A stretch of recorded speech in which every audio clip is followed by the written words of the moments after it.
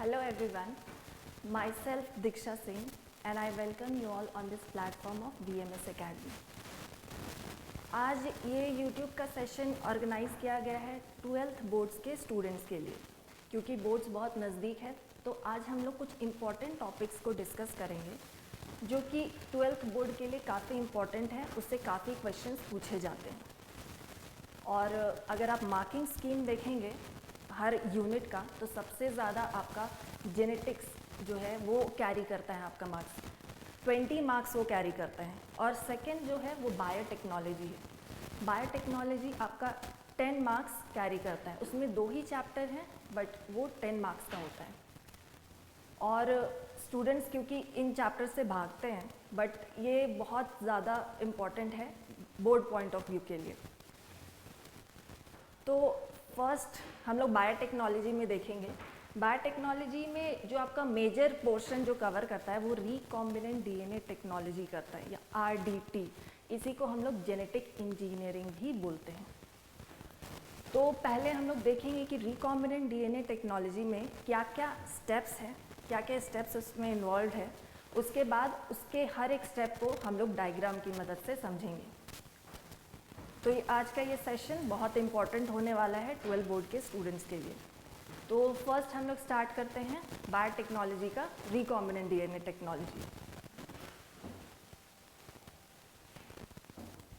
तो ये जो आप लोग देख रहे हैं स्लाइड, ये क्या क्या स्टेप्स होते हैं रिकॉम्बिनेंट डीएनए टेक्नोलॉजी का वो है। जैसे फर्स्ट आप लोग देख सकते हैं generation of DNA fragments and selection of the desired piece of DNA.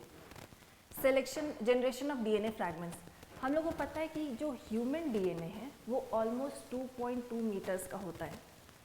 तो 2.2 मीटर्स वो काफ़ी लंबा होता है, तो उसको फ्रैगमेंट्स में ऑर्गेनाइज करना बहुत ज़रूरी है। वो फ्रैगमेंट्स में कैसे उनको तोड़ा जाता है, उनका ब्रेकडाउन कैसे होता है, एंजाइम्स की मदद से। एंजाइम्स कौन से? Restriction endonuclease. इसके बारे आगे हम लोग समझेंगे कि ये रेस्ट्रिक्शन एंडोन्यूक्लियस एंजाइम क्या है और ये कैसे काम करता है डीएनए में। तो डीएनए फ्रैगमेंट्स का फ्रैगमेंटेशन हो जाता है। उसके बाद जो हमारा डिजायर्ड पीस ऑफ डीएनए है जिसकी हमें रिक्वायरमेंट है, उस डीएनए को हम लोग सेलेक्ट करते हैं।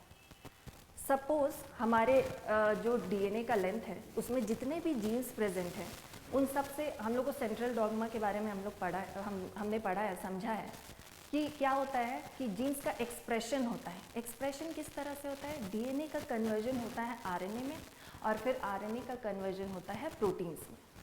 तो ये प्रोटीन्स ही है जो आगे जाकर एक्सप्रेस करता है और हम जैसे भी अपीयर हो रहे हैं वो हमारे प्रोटीन्स की वजह से है। तो सपोज़ हमें ऐसे जीन की रिक्वायरमेंट है जो कि इंसुलिन प्रोडक्शन के लिए है। सपोज़ अगर किसी ह्यूमन बॉडी में इंसुलिन प्रोडक्शन बंद हो गया है किसी भी रीज़न की वजह से, कोई भी डिफेक्टिव जीन उसमें आ गया या वॉट एवर रीज़न, अगर इंसुलिन का प्रोडक्शन बंद हो गया, और इंसुलिन प्रोटीन हमें पता है कि वो ब्लड के शुगर लेवल को मेंटेन करता है, ठीक है, तो इंसुलिन बहुत ज़रूरी है। तो अगर हमें इंसुलिन वाला जीन चाहिए तो एक बार जब फ्रैगमेंट्स में टूट गए डीएनए तो हम उस डीएनए को सिलेक्ट करेंगे जो कि इंसुलिन प्रोडक्शन के लिए इम्पॉर्टेंट है। एक बार हमारा वो डीएनए सेलेक्ट हो गया, उसके बाद हम लोग क्या करते हैं, नेक्स्ट स्टेप क्या है? Insertion of the selected DNA into a cloning vector to create a recombinant DNA. RDNA stands for recombinant DNA और काइमेरिक डीएनए। क्लोनिंग वेक्टर, यहाँ एक टर्म है क्लोनिंग वेक्टर। क्लोनिंग का क्या मतलब होता है? क्लोन यानी मल्टीप्लाई करना। एक डीएनए जब मल्टीप्लाई करता है तो उसके बहुत सारे क्लोन्स बनते हैं, ठीक है। और वेक्टर एक ट्रांसपोर्ट व्हीकल है, मतलब वो कैरी करने का काम करता है। वेक्टर है एक डीएनए ही, लेकिन वो ट्रांसपोर्ट व्हीकल की तरह काम करता है, मतलब एक जगह से दूसरे जगह जीन को पहुंचाने का काम करता है। पहुंचाता क्या है? जीन को एक जगह से दूसरी जगह। तो ये होता कैसे है? हम लोग जो डीएनए सेलेक्ट किए हैं वो fragment of DNA, suppose insulin वाला डीएनए जो कि आगे इंसुलिन प्रोडक्शन करेगा, उसको हम लोग सेलेक्ट कर लिया, उसको हम लोग इंसर्ट कर देते हैं आपके वेक्टर डीएनए में। वहाँ पे उसका इंसर्शन होता है। वो कैसे होता है आगे हम लोग डायग्राम में देखेंगे कि उसको इंसर्ट कर देते हैं। तो क्योंकि यहाँ पे 2 डीएनए का ये मतलब कॉम्बिनेशन बना है, तो इसीलिए इसको हम लोग रिकॉम्बिनेंट डीएनए बोलते हैं। उसके बाद क्या है, introduction of the recombinant vectors into host cells. ये जो रिकॉम्बिनेंट वेक्टर्स बने, मतलब एक जो आपका डिजायर्ड पीस ऑफ डीएनए है और ये वेक्टर डीएनए जब एक साथ कंबाइन हो गए, तो ये जो रिकॉम्बिनेंट वेक्टर बना, इसको हम लोग इंट्रोड्यूस करते हैं होस्ट सेल में। होस्ट सेल में इंट्रोड्यूस, होस्ट सेल क्या है, जिसमें हम लोग का आगे जाके मल्टीप्लिकेशन होगा, उसके क्लोन्स बनेंगे। एक बार रिकॉम्बिनेंट वेक्टर को हम लोग इंट्रोड्यूस कर देंगे, यानी उसके अंदर जब डाल देंगे होस्ट सेल के अंदर, तो उसका अपना जैसे डीएनए जब मल्टीप्लाई करेगा, तो साथ ही साथ आपका रिकॉम्बिनेंट वेक्टर वो भी मल्टीप्लाई करेगा। वहाँ पे होस्ट सेल में इंट्रोड्यूस करने के बाद नेक्स्ट स्टेप आपका यही है कि multiplication and selection of clones containing the recombinant molecules, मतलब मल्टीप्लाई करता है, उसका नंबर्स बढ़ता है, क्योंकि हम लोग को इंसुलिन चाहिए, ज़्यादा उनका प्रोडक्शन कराना है और वो हम लोग को चाहिए, तो उसका मल्टीप्लाई जैसे करेगा, जीन्स मल्टीप्लाई होंगे तो प्रोटीन्स भी ज़्यादा बनेगा। उसके बाद expression of the genes to produce the desired product. अब वो जीन है, उसका एक्सप्रेशन होना है। एक्सप्रेशन जैसे हम बताएं, डीएनए में जो जीन्स पाया जाता है उसका एक्सप्रेशन कैसे होता है, पहले डीएनए से आरएनए में कन्वर्जन होता है, जिसको हम लोग ट्रांसक्रिप्शन भी बोलते हैं। उसके बाद आरएनए का कन्वर्जन होता है प्रोटीन्स में। यही प्रोटीन यहाँ पे क्या हम फॉर एग्जांपल लिए हैं इंसुलिन, तो इंसुलिन का प्रोडक्शन होगा, फिर वो क्योंकि हम लोग ह्यूमन में जब वो उसको डाल देंगे तो उसका प्रोडक्शन जैसे जैसे बढ़ता जाएगा, तो आपका blood sugar level automatically maintain हो जाएगा। ठीक है, अब ये एक एक स्टेप को हम लोग डायग्राम की मदद से समझते हैं।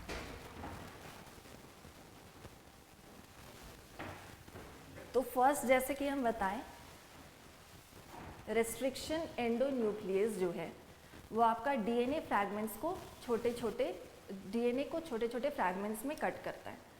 तो जैसे यहाँ पे ये जो रेस्ट्रिक्शन एंडोन्यूक्लियस है क्या, यहाँ पे कुछ एग्जांपल्स दिए हुए हैं, हे3, इको R1 और हिंद3।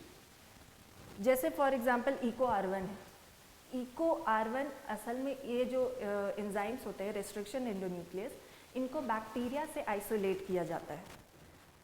तो इको नाम कैसे इनका दिया गया, eco means E coli, E coli bacteria से इसको आइसोलेट किया गया है, इसीलिए इसका नाम इको है। और R स्ट्रेन होता है, किस स्ट्रेन से हम लोग उठाए हैं उस अकॉर्डिंग आपका R वहाँ पे पुट किया गया है। और वो जो 1 होता है, किस तरह से उनको आइडेंटिफाई किया गया है अकॉर्डिंगली, क्योंकि फर्स्ट इनको इको R1 को आइडेंटिफाई किया गया था, इसीलिए इको R1 रोमन नंबर में ये जो है आपका, वो किस तरह से उनकी डिस्कवरी हुई है उस बेसिस पे हम लोग इको R1 नाम देते हैं। तो ये जो रेस्ट्रिक्शन एंडोन्यूक्लियस है, ये जो कट करते हैं डीएनए फ्रैगमेंट्स को, 2 तरीका है इनका कट करने का। एक तो ये ब्लंट एंड में कट कर सकते हैं, मतलब हे3 ये ब्लंट एंड यानी कि इस तरह से, और अगर ये स्टिकी इंस फॉर्मेशन करेंगे, जैसे इको R1 वो स्टिकी इंस का फॉर्मेशन करता है, तो ये जो आपका फॉर्मेशन हुआ है ये आपका स्टिकी इंस का फॉर्मेशन हुआ है। स्टिकी इंस का फॉर्मेशन होने से क्या होता है कि वो जुड़ने की कोशिश करते हैं। एक बार ये स्टिकी इंस का फॉर्मेशन हुआ, और क्योंकि इको R1 का जैसे एक रेस्ट्रिक्शन एंडोन्यूक्लियस एक ही जगह कट करता है, मतलब यहाँ G और A के बीच में अगर कट किया है एक साइड, तो वो दूसरे साइड भी G और A के बीच में ही कट करेगा। मतलब 5' इधर से आपका 5' और इधर 3' है, ये आपका 3'। इधर हमें पता है डीएनए का एक आपका 5' और दूसरा एंड 3' का होता है। उसी तरह जो उसका कॉम्प्लीमेंट्री जो स्ट्रैंड होता है, उधर आपका 3' टू 5' होता है। तो अगर हम लोग 5' से फर्स्ट वाले को अगर रीड करें, तो इधर से 5' G है, वहाँ पे एक कट लगा रहे हैं। उसी तरह इस वाले स्ट्रैंड में ये 5' G के बाद कट लगाएगा। तो इस तरह से जब ये कट करेगा, तो ये आपका स्टिकी एंड्स का फॉर्मेशन करेगा। ठीक है, तो पहला स्टेप हम लोग समझ गए, डीएनए का फ्रैगमेंटेशन हो रहा है, किस तरह से ब्लंट एंड और स्टिकी एंड्स का फॉर्मेशन हो रहा है। नेक्स्ट जो है एक टेक्निक होता है इलेक्ट्रोफोरेसिस। इलेक्ट्रोफोरेसिस में होता क्या है, डीएनए का जो फ्रैगमेंट्स है, एक बार जब आप डीएनए को फ्रैगमेंट्स में तोड़ देते हैं तो उनको रन, क्योंकि वो मिक्सचर होगा, वहाँ से आइसोलेट करना अपने डिज़ायर्ड जो डीएनए फ्रैगमेंट है उसको आइसोलेट करने के लिए हम लोग इलेक्ट्रोफोरेसिस परफॉर्म करते हैं। इलेक्ट्रोफोरेसिस में होता क्या है, एक जेल होता है, यहाँ आप लोग देख सकते हैं ये जेल है, इसमें ये जो आपको रेड दिख रहा है, रेड बैंड्स, ये आपका डीएनए फ्रैगमेंट्स है। इलेक्ट्रोफोरेसिस प्रोसेस में, क्योंकि डीएनए फ्रैगमेंट्स ज़रूरी नहीं है कि वो सारे फ्रैगमेंट्स एक ही साइज़ के, वो वेरी करते हैं। आप रिस्ट्रिक्शन एंडोन्यूक्लियस डाल देंगे अपना, उसके बाद वो वेरी करेंगे साइज़, मतलब कहाँ कहाँ कट लगा है, तो डिफरेंट साइज़ के डीएनए फ्रैगमेंट्स प्रोड्यूस होते हैं, फिर उनको रन करवाया जाता है इस जेल में। ठीक है, इस जेल में इस तरह से रन कराया जाता है कि जो छोटे फ्रैगमेंट्स होते हैं डीएनए के, वो इसमें जब रन करना शुरू करते हैं तो जो छोटे फ्रैगमेंट्स होते हैं वो सबसे आगे रहते हैं, जिनका साइज, जिनका मॉलिक्यूलर वेट छोटा होता है वो सबसे आगे रन करते हैं, और जो जिनका मॉलिक्यूलर वेट ज़्यादा होता है वो थोड़ा स्लो रन करते हैं, तो वो पीछे रह जाते हैं। इस तरह से फिर हमें पता है, हमें एक्चुअली पता रहता है कि हमारा जो डीएनए है उसमें सीक्वेंस क्या है। सीक्वेंस मतलब बेस सीक्वेंस। सपोज हम लोग जानते हैं एडेनिन, गुआनिन, साइटोसिन, थाइमिन, ये सारे बेसेस पाए जाते हैं आपके डीएनए में। तो हमें पता रहता है कि हमारा जो सपोज इंसुलिन का जो प्रोडक्शन कर रहा है जो जीन, उसमें कौन सा सीक्वेंस पाया जाता है, तो उस डिज़ायर्ड सीक्वेंस को हम लोग यहाँ से आइसोलेट कर लेंगे, यहाँ से निकाल लेंगे। उसके लिए भी अलग प्रोसेस होता है। आरडीटी में जो आप लोग को समझना है वो ये समझना है कि जो हमारा डिज़ायर्ड फ्रैगमेंट है उसको हमने एक बार आइसोलेट कर लिया, वो किस तरह से वहाँ से निकाला जाता है वो एक अलग ही प्रोसेस है। इलेक्ट्रोफोरेसिस होता है, देन ब्लॉटिंग होता है, दीज आर द प्रोसेस, जो कि फिर उसके बाद जब हम हमारा डीएनए, डिज़ायर्ड डीएनए जो हम लोग को मिल जाता है, उसके बाद उसकी आगे आरडीटी का जो टेक्निक है वो इसमें इन्वॉल्व होता है। तो आपको बस इतना समझना है फ़िलहाल कि जो इलेक्ट्रोफोरेसिस है उसमें हमारा जो डीएनए का फ्रैगमेंट है उसको आइसोलेट किया जाता है according to their molecular weight, उसके मॉलिक्यूलर वेट के अकॉर्डिंग उसको आइसोलेट किया जाता है। तो ये जो आप डायग्राम देख रहे हैं ये इलेक्ट्रोफोरेसिस का डायग्राम है, जहाँ पे ये जेल होता है, यहाँ ये जो वेल्स दिख रहा है आपको, इसमें हम लोग डीएनए का जो मिक्सचर है उसको लोड करते हैं। लोड करते का मतलब है यहाँ पे डालते हैं, एक बार उसको डाल दिए वहाँ पे हम लोग इलेक्ट्रिसिटी ऑन करते हैं। इलेक्ट्रोफोरेसिस नाम है ना, इलेक्ट्रो मतलब इलेक्ट्रिसिटी से रिलेटेड होता है वो। तो इलेक्ट्रिसिटी जैसे ही हम प्रोवाइड करते हैं वो एक एंड से दूसरे एंड रन करता है, ठीक है, according to their molecular weight. उनका मॉलिक्यूलर वेट जैसा होगा उस अकॉर्डिंग वो रन करेगा, ठीक है।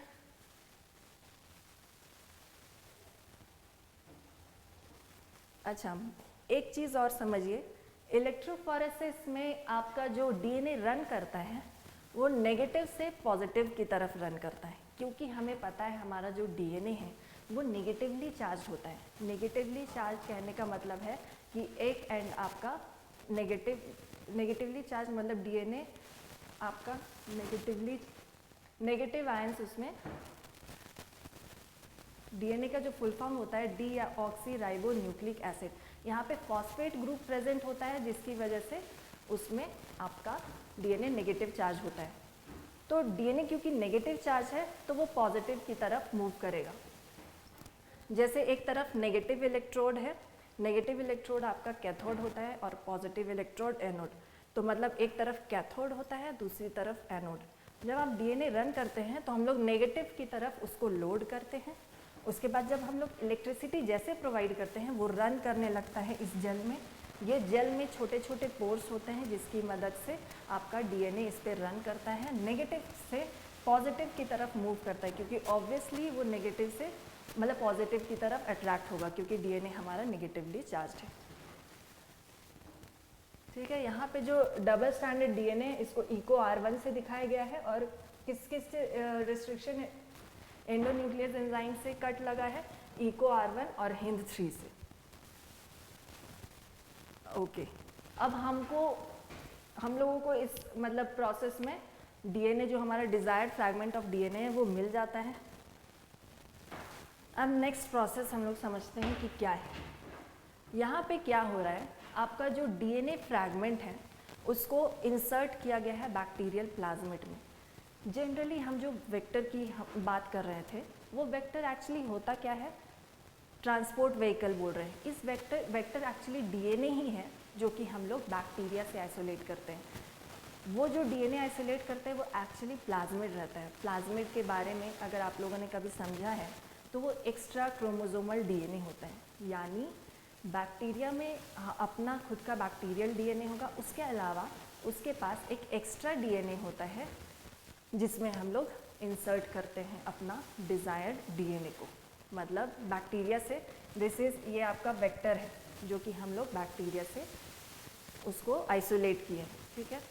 इसको क्लीव किया गया रिस्ट्रिक्शन न्यूक्लियस की मदद से। जब हम लोग क्लीवेज करते हैं, हम लोग क्या देखें कि हमारा जो डीएनए है उसको पूरा क्लीव किया जाता है रिस्ट्रिक्शन एंडो न्यूक्लियस की मदद से।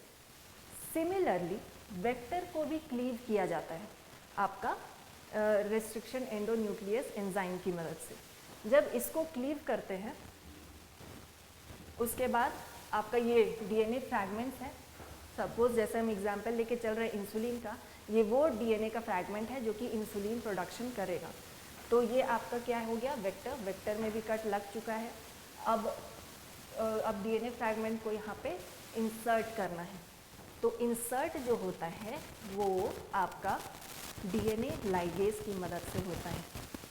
अगर आप लोग वो जो सेंट्रल डॉग्मा का जो 3 प्रोसेस है, रेप्लिकेशन, ट्रांसक्रिप्शन, ट्रांसलेशन, उसमें हम लोग बहुत सारे एंजाइम्स के बारे में पढ़े हैं। उस एंजाइम्स में एक आपका डीएनए लाइगेज भी पढ़े हैं।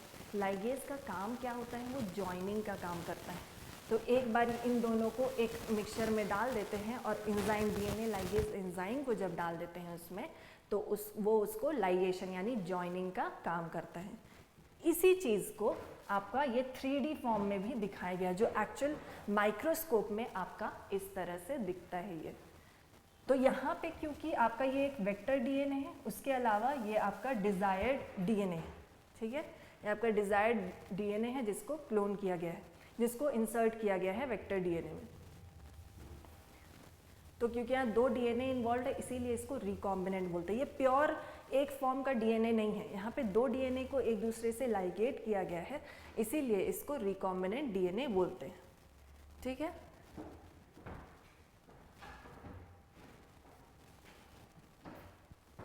अब क्योंकि डीएनए का लाइगेशन हो गया है, ठीक है, प्लाज्मिड को हम लोग बैक्टीरिया से आइसोलेट किए थे, उसमें जो अपना डिजायर्ड फ्रैगमेंट ऑफ डीएनए है उसको इंसर्ट कर दिए।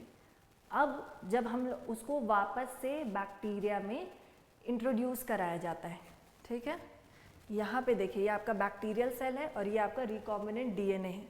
इसको आइसोलेट मतलब इसका जब फॉर्मेशन हो गया, इसको इंट्रोड्यूस कराया गया बैक्टीरियल सेल में। इस बैक्टीरियल सेल में जब इसको इंट्रोड्यूस कराया गया, इसको कल्चर किया जाता है, यानी कि इसके नंबर्स को बढ़ाने के लिए इसको कल्चर किया जाता है। कल्चर का मतलब होता है बैक्टीरिया का प्रोडक्शन कराना। तो जैसे ही हम लोग इसको कल्चर करते हैं, बहुत सारे नए बैक्टीरिया का फॉर्मेशन होता है। बैक्टीरिया डिवाइड करते हैं 2 में, 2 से फिर 4 में, इस तरह से इनका नंबर्स बढ़ता है। तो जैसे जैसे इनका नंबर्स बढ़ेगा वैसे वैसे ये जो आपका रिकॉम्बिनेंट डीएनए मॉलिक्यूल, वो जो हम लोग रिकॉम्बिनेंट डीएनए टेक्निक जो हम लोग पढ़ रहे हैं, उसमें जो डीएनए होता है वो यही है रिकॉम्बिनेंट डीएनए। हम लोग का फॉर्मेशन करते हैं इसमें रिकॉम्बिनेंट डीएनए का, और फिर उसका प्रोडक्शन करते हैं, उसके नंबर्स को बढ़ाते हैं, इसीलिए इसको हम लोग रिकॉम्बिनेंट डीएनए टेक्नोलॉजी बोलते हैं। ये जो डीएनए का फॉर्मेशन होता है इसी को हम लोग रिकॉम्बिनेंट डीएनए बोलते हैं।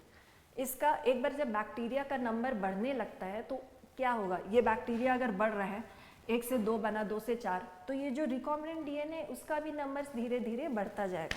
जैसे बढ़ेगा, क्योंकि ये जीन्स हैं, डीएनए है, तो इनका एक्सप्रेशन होगा आगे चलकर। जब ये एक्सप्रेस करेंगे तो इनका जो प्रोटीन है वो बनेगा। अगर हम इंसुलिन की बात कर रहे हैं तो आगे चल के इस डीएनए से इंसुलिन का प्रोडक्शन होगा, ठीक है। अब इंसुलिन क्योंकि प्रोडक्शन हमारा, तो इंसुलिन का जैसे अमाउंट बढ़ जाएगा तो इसको इंट्रोड्यूस कर देंगे अगर किसी भी ह्यूमन में, तो वो क्या करेगा, ब्लड शुगर लेवल को फिर मेंटेन करेगा। जिस भी ह्यूमन में, जिस भी ऑर्गेनिज्म में आपका इंसुलिन प्रोडक्शन प्रॉपर नहीं हो पा रहा है, उसको हम लोग बाहर से देते हैं, इंसर्ट करते हैं, उसमें इंजेक्ट करते हैं ह्यूमन में, ठीक है। तो ये आपका रिकॉम्बिनेंट डीएनए टेक्नोलॉजी का फुल स्टोरी यही है। This is your recombinant DNA technology. Hope कि आपको रिकॉम्बिनेंट डीएनए टेक्नोलॉजी क्लियर हो।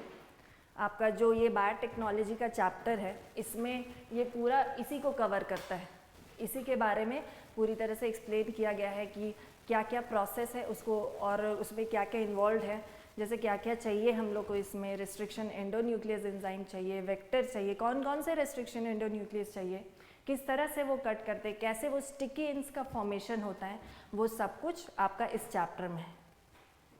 ठीक है,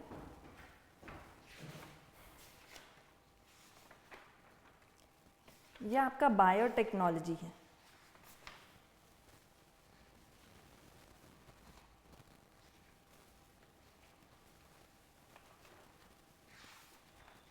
नेक्स्ट जो इसके बाद जो नेक्स्ट इम्पॉर्टेंट चैप्टर है जो कि जिससे बहुत ज़्यादा क्वेश्चंस पूछे जाते हैं वो आपका जेनेटिक्स है। जेनेटिक्स में अगर आप लोग देखेंगे तो उसमें 3 चैप्टर हैं। जो पहला चैप्टर है वो मेंडेलियन जेनेटिक्स को एक्सप्लेन करता है। मेंडेलियन जेनेटिक्स बहुत इंपॉर्टेंट है, बोर्ड्स में इससे काफ़ी क्वेश्चंस आते हैं। तो मेंडेलियन जेनेटिक्स में मेंडेलियंस के क्या लॉज हैं वो समझना ज़रूरी है।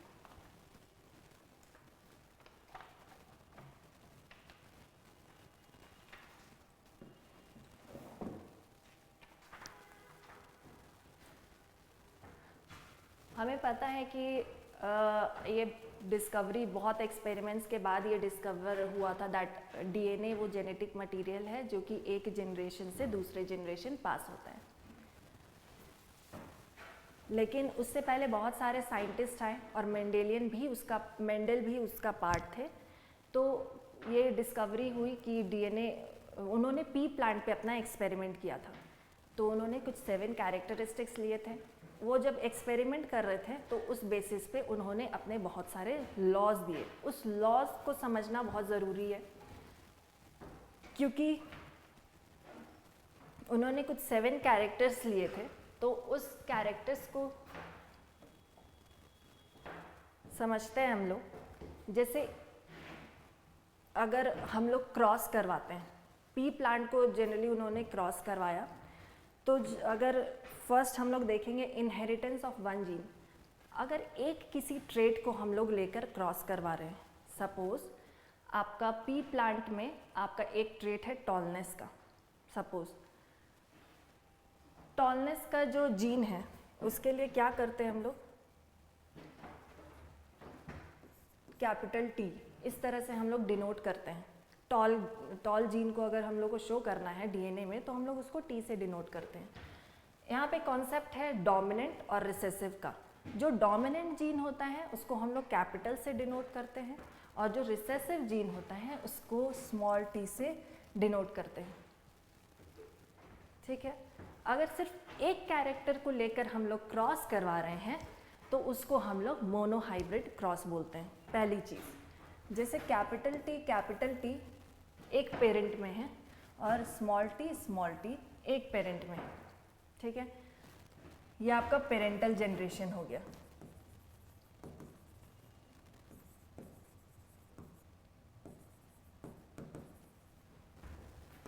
अगर इनका क्रॉस कराया जाए तो ये क्या फॉर्म करते हैं, कैपिटल टी स्मॉल टी। ये कैपिटल टी स्मॉल टी आपका हेट्रोजाइगस कंडीशन है।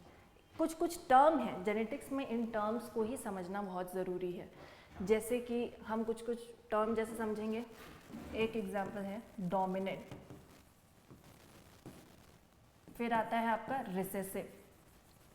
इन लोग को अलग से नहीं डील कर रहे हैं, हम लोग एग्जाम्पल के साथ इन टर्म्स को समझते जाएंगे। जैसे एक है डोमिनेंट, नेक्स्ट है रिसेसिव, एक आता है आपका होमोजाइगस,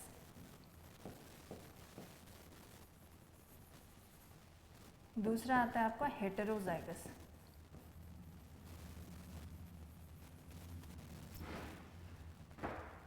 जो भी डोमिनेंट जीन होता है उसको हम लोग कैपिटल से डिनोट करते हैं और जो रिसेसिव जीन होता है उसको हम लोग स्मॉल से डिनोट करते हैं। यहाँ पे हम लोग टॉलनेस कैरेक्टर को लेकर बढ़ रहे हैं तो यहाँ पे कैपिटल टी आपका टॉल के लिए है और स्मॉल टी ड्वार्फ के लिए, मतलब शॉर्ट हाइटेड प्लांट के लिए। जब हम लोग पेरेंटल जनरेशन को क्रॉस करवाएं तो जो हम लोग को मिलेगा, इससे आपका क्या जीन का फॉर्मेशन होगा, क्या जीन मिलेगा, कैपिटल टी। इससे हम लोग को क्या मिलेगा, स्मॉल टी। जब इनका क्रॉस होगा तो इस कैपिटल टी स्मॉल टी का फॉर्मेशन होगा। इसको हम लोग बोलते हैं F1 जेनरेशन। ठीक है, ये जो F1 जनरेशन में आपका जो जीनोटाइप मिलेगा हम लोग को वो कैसा होगा, टॉल। F1 जनरेशन में मेंडल ने क्या देखा कि सारे ही प्लांट टॉल हैं। तो हम लोग को ये पता चला अगर वो हेट्रोजाइगस कंडीशन, अब ये हेट्रोजाइगस क्या है, अगर मतलब डिफरेंट, यहाँ पे क्योंकि डिफरेंट जीन है, एक कैपिटल है एक स्मॉल है, तो इसको हम लोग हेट्रोजाइगस कंडीशन बोलते हैं। ये आपका क्या है, कैपिटल टी है, स्मॉल टी, क्योंकि एक जैसे होमोजाइगस, होमो मीन्स सेम, क्योंकि ये सेम है तो इसको हम लोग होमोजाइगस कंडीशन बोलते हैं। तो यहाँ पे आपका F1 जनरेशन में सारे ही टॉल प्लांट मिले हम लोग को। नेक्स्ट उन्होंने क्या किया, जो F1 जनरेशन में हम लोग को हेट्रोजाइगस कंडीशन मिला उसको हम लोग वापस से क्रॉस करवाएं। उसको जब वापस से क्रॉस करवाएं, ये आप जो यहाँ पे देख रहे हैं, यहाँ पे कोई और किसी और एग्जाम्पल को राउंड और रिंकल्ड, जो पी का शेप होता है वो उस चीज़ वो भी एक कैरेक्टर था मेंडल के एक्सपेरिमेंट में। तो ये जो आप देख रहे हैं उन्होंने राउंड और रिंकल्ड सीड का एग्जाम्पल लिया है। यहाँ पे आप पेरेंटल जनरेशन में देख सकते हैं, एक है आपका राउंड सीड, एक रिंकल्ड सीड है। ठीक है, इनसे जो गैमेट्स का फॉर्मेशन हुआ वो क्या है, कैपिटल आर, और इससे जो मिलेगा हम लोगों को वो होगा स्मॉल आर। जब F1 जनरेशन में उन्होंने देखा कि कैपिटल आर और स्मॉल आर का फॉर्मेशन हुआ, ये कैपिटल आर स्मॉल आर से क्या हुआ, क्योंकि यहाँ पे आपका जो कैपिटल आर है वो डोमिनेट कर रहा है स्मॉल आर पे, इसीलिए यहाँ पे सारे ही आपके फर्स्ट जनरेशन में फीलियल 1 बोलते हैं। F1 generation stands for filial 1 generation. उसमें आपके सारे ही राउंड सीड्स का फॉर्मेशन हुआ। अगर हम इससे अपना गैमेट्स का फॉर्मेशन होगा तो एक आपका आर होगा। अगर हम फीमेल गैमेट्स के फॉर्मेशन की बात करें तो एक कैपिटल आर का फॉर्मेशन होगा, एक स्मॉल आर का। सिमिलरली अगर हम मेल गैमेट्स की बात करें तो एक कैपिटल आर, एक स्मॉल आर। जब इनको हम लोग क्रॉस करवाएंगे तो जो फिनोटिपिक रेशियो और जीनोटिपिक रेशियो वो डिफरेंट मिलेगा। मतलब अगर हम इसके एग्जाम्पल की बात करें,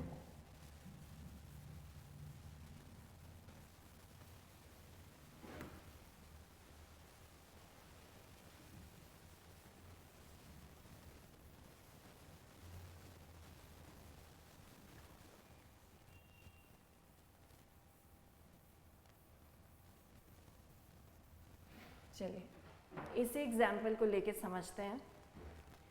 आप देख सकते हैं ये जो आपका फॉर्मेशन हुआ है ये F2 जनरेशन में हुआ है।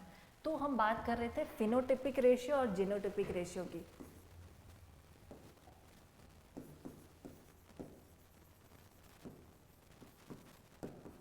फिनोटिपिक रेशियो और जीनोटिपिक रेशियो।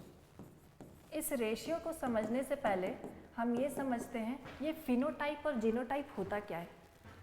फिनोटाइप वो होता है जो एक्सटर्नल फीचर जो हम बाहर से अपीयर हो रहे हैं वो हमारा फिनोटाइप होता है, और जीनोटाइप यानी जीन्स में क्या प्रेजेंट है। फॉर एग्जाम्पल यहाँ पे आप लोग F2 जनरेशन में ये 4 कॉम्बिनेशन देख रहे हैं, कैपिटल आर यहाँ पे लिखते हैं हम लोग क्या क्या 4 कॉम्बिनेशन है। ये 4 कॉम्बिनेशन बना है आपका F2 जनरेशन में। ठीक है, यहाँ पे हम लोग क्या देख रहे हैं, क्योंकि ये कैपिटल आर है, कैपिटल आर है, तो इसका क्या होगा, क्या फिनोटाइप, ये तो हो गया आपका जीनोटाइप। ठीक है, ये जीनोटाइप कैसा है, क्या कॉम्बिनेशन बना है, तो capital R is the genotype. इसका फिनोटाइप क्या होगा, इसका फिनोटाइप राउंड होगा, क्योंकि हम लोग क्या समझे हैं कि जो कैपिटल होता है वो आपका क्या राउंड फिनोटाइप देगा, मतलब वो कैसा बाहर से उसका अपीयर हो रहा है। ठीक है, that is your phenotype. Next है आपका कैपिटल आर स्मॉल आर। ठीक है, कैपिटल आर स्मॉल आर में क्या होगा, आर जो कैपिटल आर है वो डोमिनेट करेगा स्मॉल आर को, तो यहाँ पे भी जो आपका फॉर्मेशन होगा वो राउंड होगा। नेक्स्ट आपका सेम है कैपिटल आर इसमें भी राउंड होगा। अगर स्मॉल आर की हम लोग बात करें तो ये कैसा करेगा, रिंकल। अब यहाँ पे एक चीज़ समझने वाली बात है, ये दोनों ही कैपिटल आर स्मॉल आर है, लेकिन तो इनमें डिफरेंस क्या है? डिफरेंस ये है, यहाँ पे आपका एक जो कैपिटल आर है वो आपका मेल से आ रहा है और जो स्मॉल आर है वो फीमेल से आ रहा है, लेकिन इसमें क्या हो रहा है, जो कैपिटल आर है वो फीमेल से आ रहा है और जो स्मॉल आर है वो मेल से आ रहा है। दिस इज द डिफरेंस, ठीक है। तो अब अगर हम फिनोटिपिक रेशियो की बात करें तो हम लोग को क्या मिल रहा है, 3 राउंड मिल रहे हैं, यानी फिनोटाइप वो बाहर से कैसे अपीयर हो रहे हैं, 3 राउंड मिल रहा है और एक रिंकल, तो ये रेशियो आपका बन जाएगा 3:1 का रेशियो। जीनोटिपिक रेशियो क्या होगा, जीनोटाइप एक ये है, ठीक है, 1, ये 2 है, कैपिटल आर स्मॉल आर आपके 2 है, तो यहाँ पे होगा 2। नेक्स्ट है आपका स्मॉल आर, ये हो गया 1, मतलब 1:2:1 is the ratio of, is the genotypic ratio. समझ गया? तो आपका मेंडल लॉ एक क्या कहता है, law of segregation. Law of segregation क्या होता है कि ये इंडिपेंडेंटली आपके जो जीन्स हैं वो सेग्रीगेट करते हैं। जीन्स, यहाँ जो कैपिटल आर है वो एक जीन है, जो स्मॉल आर है वो एक जीन है, क्योंकि फर्स्ट जनरेशन में क्या हुआ कि आपका कैपिटल आर स्मॉल आर का फॉर्मेशन हुआ और सारे ही आपके टॉल हुए, और फिर जब सेकेंड जनरेशन आया उसमें आपका टॉल भी आया और ड्वार्फ भी।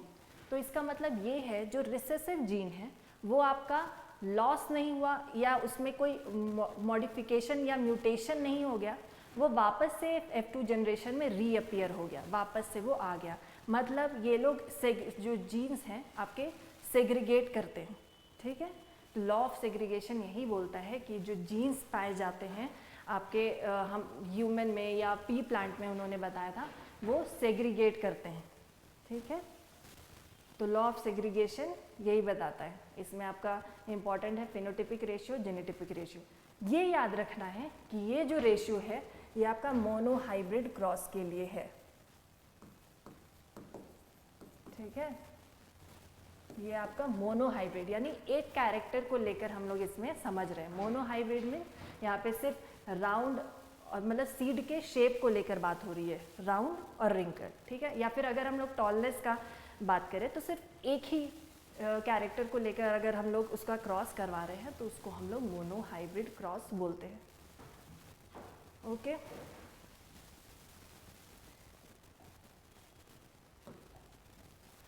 इसके बाद मोनोहाइब्रिड क्रॉस तो समझ गए। उसके बाद नेक्स्ट टर्म आता है आपका डाई हाइब्रिड क्रॉस।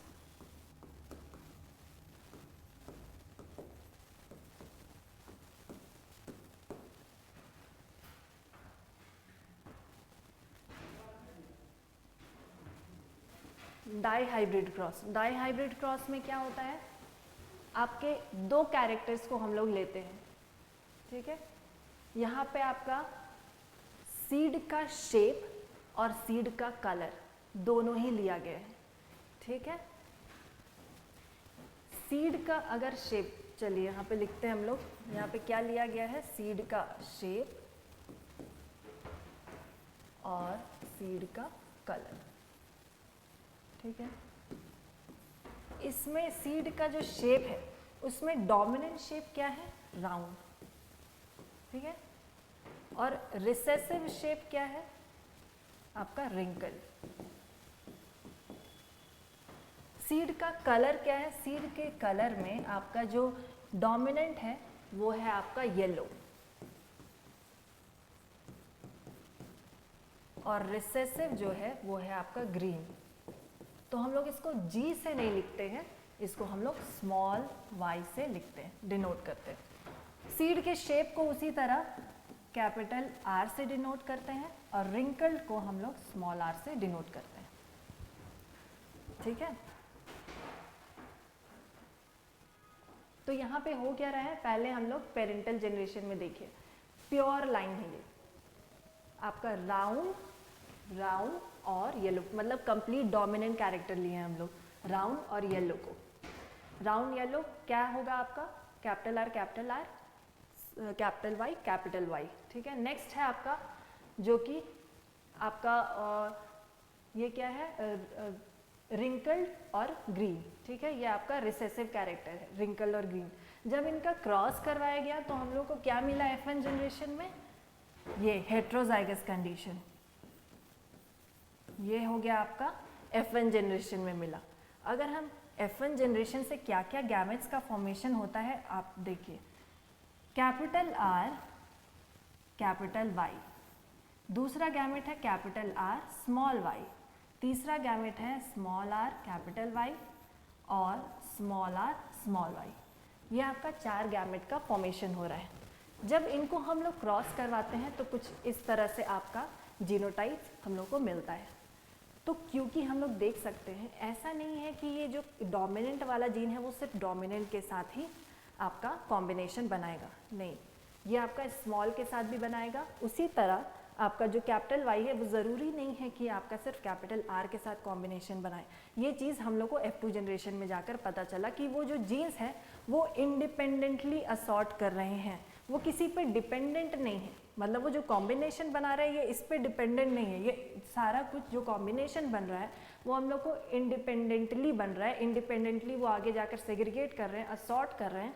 इसीलिए लॉ ऑफ इंडिपेंडेंट असॉर्टमेंट आपका ये बताता है कि आपका जो जीन्स है वो किसी पे डिपेंडेंट नहीं है, इंडिपेंडेंटली वो असॉर्ट करते हैं, ठीक है। और ये जो इंडिपेंडेंट असॉर्टमेंट स्पेशली आपका डाई हाइब्रिड क्रॉस के लिए बताया गया है, ठीक है।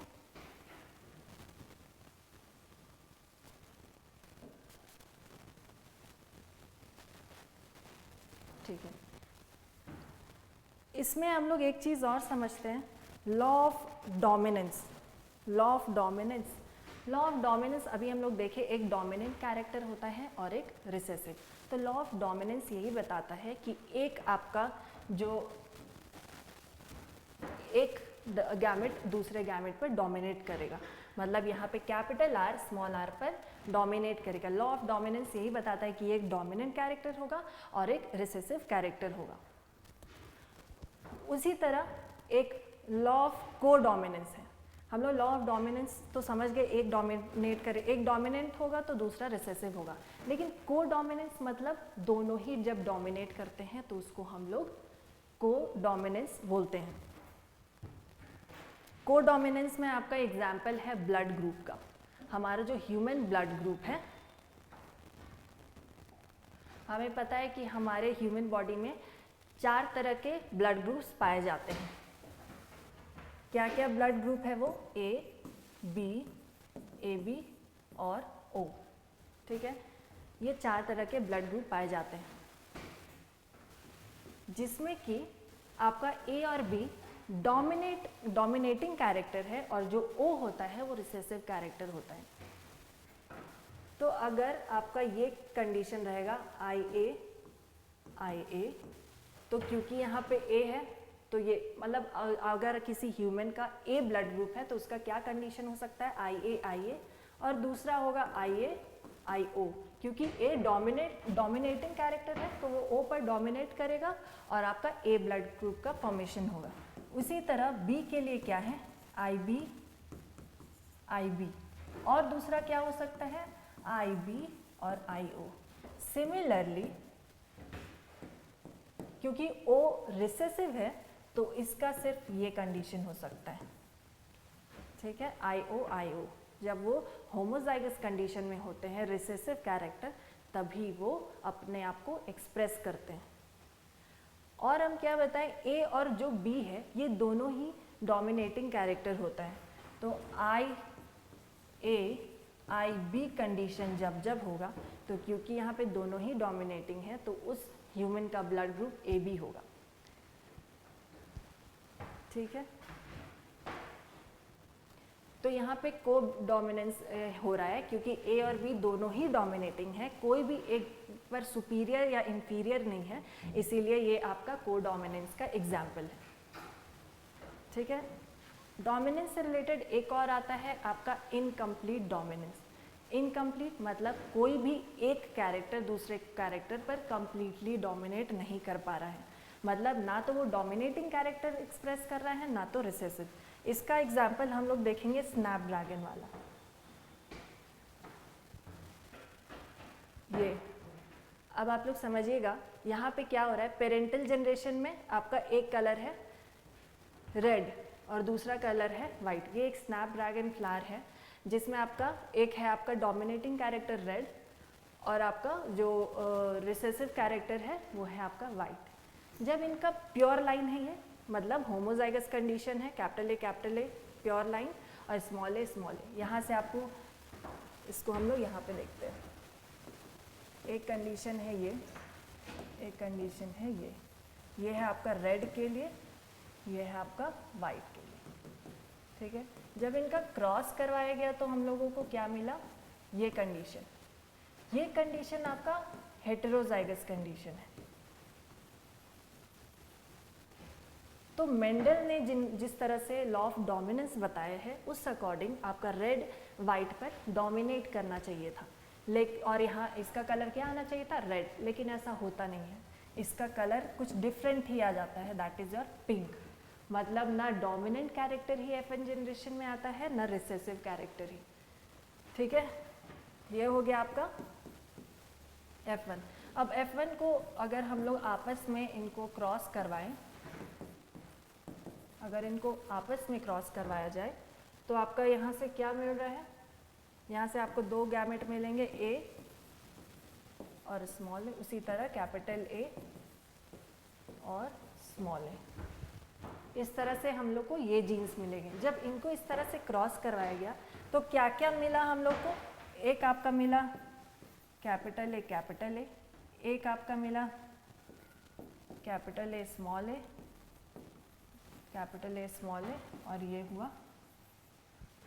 तो इसका क्या हो गया, अब हम लोग फिनोटिपिक रेशियो और जीनोटिपिक रेशियो अगर हम लोग इसका निकालेंगे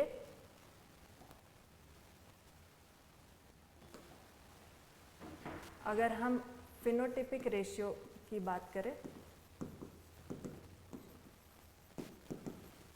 और जीनोटिपिक रेशियो,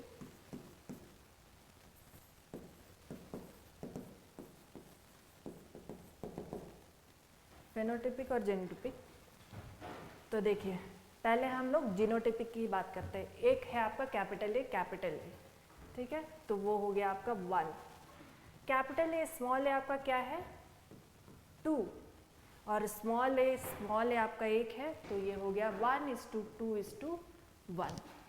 ये आपका हो गया जीनोटिपिक रेशियो।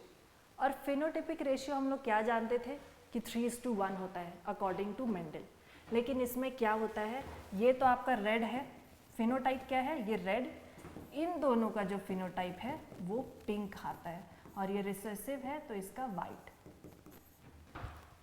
ठीक है। तो फिनोटिपिक रेशियो भी हम लोग को 1:2:1 ही मिल रहा है। तो इसका मतलब क्या है, इनकम्प्लीट डोमिनेंस का आपका एग्जाम्पल है Snapdragon flower, colour of Snapdragon flower, ठीक है। इसमें एक्चुअली होता क्या है, फिनोटिपिक रेशियो और जीनोटिपिक रेशियो सेम होता है, कोई भी एक पर डोमिनेट नहीं होता है, दोनों का ही ब्लेंडिंग हो जाता है, मतलब रेड और वाइट कलर का ब्लेंडिंग हो जाता है और पिंक कलर का फॉर्मेशन होता है, ठीक है।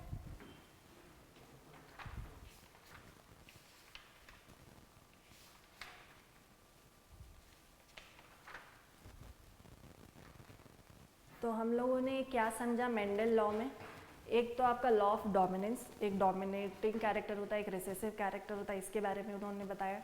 लॉ ऑफ सेग्रीगेशन बताया, law of segregation monohybrid cross के लिए उन्होंने बताया कि जीन्स कैसे सेग्रीगेट करते हैं एक दूसरे से।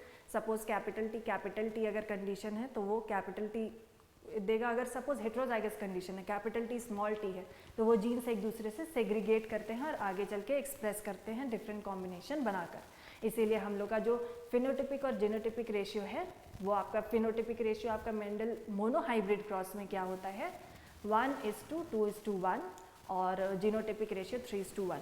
लेकिन यही चीज़ अगर हम लोग डाई हाइब्रिड क्रॉस के लिए समझेंगे तो डाई हाइब्रिड क्रॉस में ये आपका रेशियो डिफरेंट होता है, ठीक है। आपका जो फिनोटिपिक रेशियो होता है डाई हाइब्रिड क्रॉस में वो होता है 9:3:1, 9:3:1।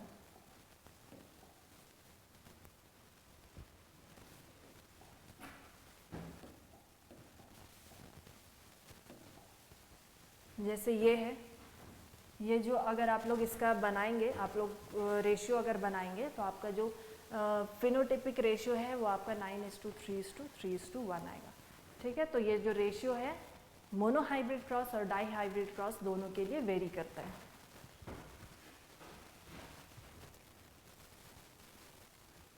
ठीक है, और क्या समझा? Law of dominance, law of segregation, law of independent assortment. हमने क्या बताया कि वो इंडिपेंडेंटली असॉर्ट करता है, मतलब डोमिनेटिंग जो कैरेक्टर होता है वो ज़रूरी नहीं है दूसरे भी जीन के डोमिनेटिंग कैरेक्टर्स के साथ कॉम्बिनेशन बनाए, वो रिसेसिव के साथ भी बनाता है। तो इस तरह से हम लोग को 4 डिफरेंट कॉम्बिनेशन मिलते हैं, उनका जब आपस में क्रॉस करते हैं हम लोग तो 9:3:3:1 का रेशियो हम लोगों को मिलता है।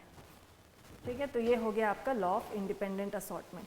ये सारा कुछ आपका बोर्ड्स के लिए बहुत इंपॉर्टेंट है। जेनेटिक्स पोर्शन और बायोटेक्नोलॉजी पोर्शन, इन दोनों को कभी छोड़ना नहीं चाहिए क्योंकि ये आपका मैक्सिमम मार्क्स कैरी करते हैं। बायोटेक्नोलॉजी 10 मार्क्स का ही होता है, लेकिन उसमें 2 चैप्टर है जो कि 10 मार्क्स को कैरी कर रहे हैं। तो ये होप आप लोगों के लिए ये सेशन इम्पॉर्टेंट और हेल्पफुल रहा होगा।